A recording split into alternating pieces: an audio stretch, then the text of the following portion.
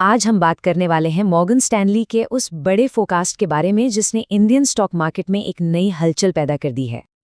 तो सवाल ये है कि क्या इंडियन स्टॉक मार्केट वाकई एक नए रिकॉर्ड की तरफ बढ़ रहा है? चलिए सीधे उस नंबर पर आते हैं जिसकी वजह से ये सारी बातें हो रही हैं। तो सबसे पहले बात करते हैं बुल केस की, मतलब सबसे अच्छी सिचुएशन में क्या हो सकता है। मॉर्गन स्टैनली ने अपनी रिपोर्ट में एक बहुत ही बोल्ड प्रेडिक्शन किया है और ये रहा वो नंबर 1,07,000। जी हाँ, 1,07,000। ये है बीएसई सेंसेक्स के लिए उनका टारगेट। अब ये आज के लेवल से तो बहुत बड़ी छलांग है, तो सवाल ये उठता है कि वो इस नंबर तक पहुंचे कैसे। देखिए, इतना बड़ा जंप, इसके लिए कई चीजों का एक साथ सही बैठना बहुत जरूरी है। तो आखिर वो कौन से फैक्टर्स हैं जिनकी वजह से मॉर्गन स्टैनली इतना ज्यादा ऑप्टिमिस्टिक है? तो भारत ही क्यों, चलिए उन मेन रीजंस को समझते हैं जो रिपोर्ट में बताए गए हैं। तो रिपोर्ट में एक बहुत ही इंटरेस्टिंग लाइन है। वो कहते हैं कि इंडियन स्टॉक्स में एक रेयर कॉम्बिनेशन देखने को मिल रहा है। मतलब एक तरफ तो वैल्यूएशंस अभी भी दूसरे मार्केट्स के मुकाबला सस्ती हैं, दूसरी तरफ सरकार की तरफ से पॉलिसी सपोर्ट भी तगड़ा है और इकोनॉमी भी एक ग्रोथ अप साइकिल के लिए तैयार दिख रही है। अब ये जो रेयर कॉम्बिनेशन की बात हो रही है वो कुछ खास वजहों से है। पहली बात, जैसा हमने कहा, रिलेटिव वैल्यूएशन अभी भी सस्ती है। पिछले 12 महीने का परफॉर्मेंस भी कुछ खास नहीं रहा, जिससे एक बेस बना है। सरकार की तरफ से पॉलिसी स्टिमुलस मजबूत है और एक ग्रोथ अप साइकिल की उम्मीद तो है ही।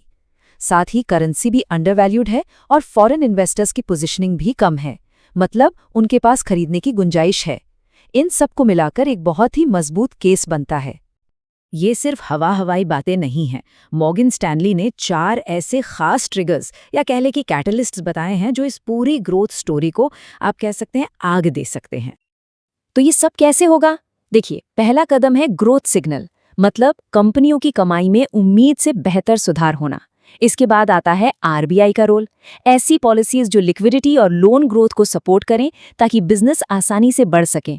तीसरा है पॉलिसी रिफॉर्म्स, जैसे कि प्राइवेटाइजेशन, जो एफिशिएंसी को बढ़ाएगा।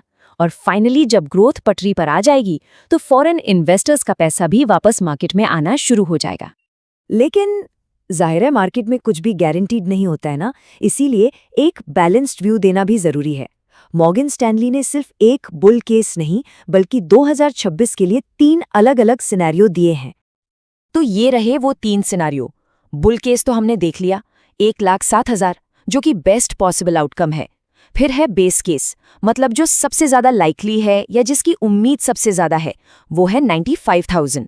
और एक बेयर केस भी है, यानी अगर हालात बिगड़ते हैं तो मार्केट 76,000 तक भी जा सकता है।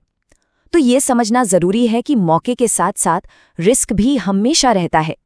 चलिए अब आगे बढ़ने से पहले एक बहुत बहुत जरूरी बात पर आते हैं।